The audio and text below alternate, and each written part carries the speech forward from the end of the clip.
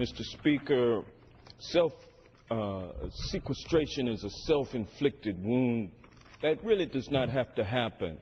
I hate to make my Tea Party friends uncomfortable by using a dirty word, but with a little compromise, we can get this thing passed. If Tea Party Republicans choose not to compromise, sequestration will arbitrarily take $85 billion out of our economy, lowering our GDP and harming our economic recovery. We shouldn't sacrifice our economic well-being because Republicans are unwilling to vote for one penny in new contributions from their billionaire friends. Republicans continue to stand up for the billionaires. They continue to stand up for the oil companies and all of the other powerful interests out there are making money hand over foot, while the middle-class Americans are asked to shoulder the burden of a Tea Party obsession with cutting government. Now, there is a big difference, ladies and gentlemen, between cutting government and cutting services that people need and depend on. There's a big difference between having a less costly government versus not having a government to do the things that people need to be done. Let's take, for instance, the defense budget. Last week at a constituents meeting, Senator John McCain said that these sequester cuts could significantly undermine military programs.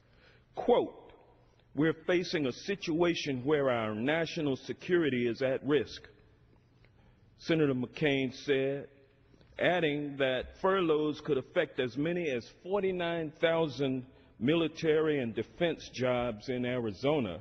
Well, I'll tell you, in Georgia, what's going to happen is that 37,000 civilian Department of Defense employees will be furloughed, reducing gross pay by $190 million, and Army base funding would be cut by $233 million, and funding for Air Force operations would be cut by $5 million. This is in the state of Georgia. This is for this fiscal year, this current fiscal year. Can you imagine that much money coming out of the economy and not having an impact on the overall economy? It certainly will. Let's take all of those who travel. You go to the airport.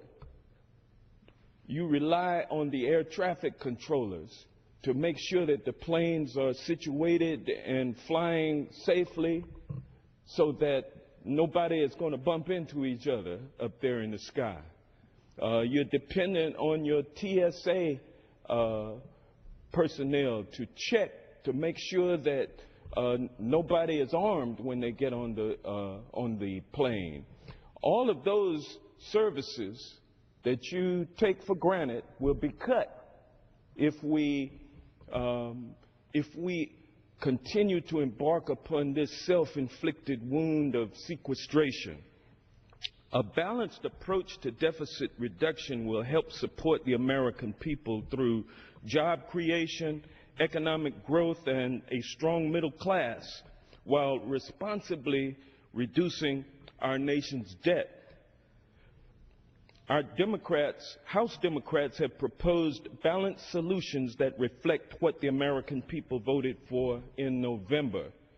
Instead of considering these or any other proposals, the Tea Party Republicans continue their strategy to obstruct the president so that they can blame him and the Democrats when the economy goes bad. They continue to play politics with this nation's economy, and it's also that they can be well positioned in the upcoming midterm elections in 2014.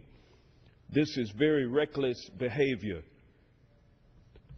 This is the last, we have 3 more days before sequestration takes effect. And this House of Representatives today instead of dealing with the sequestration, instead of dealing with gun control, instead of dealing with immigration, instead of dealing with a budget resolution for next year, we're dealing today with a resolution. So this do-nothing Congress continues, and the American people will suffer. Thank you, Mr. Chairman, and I yield back.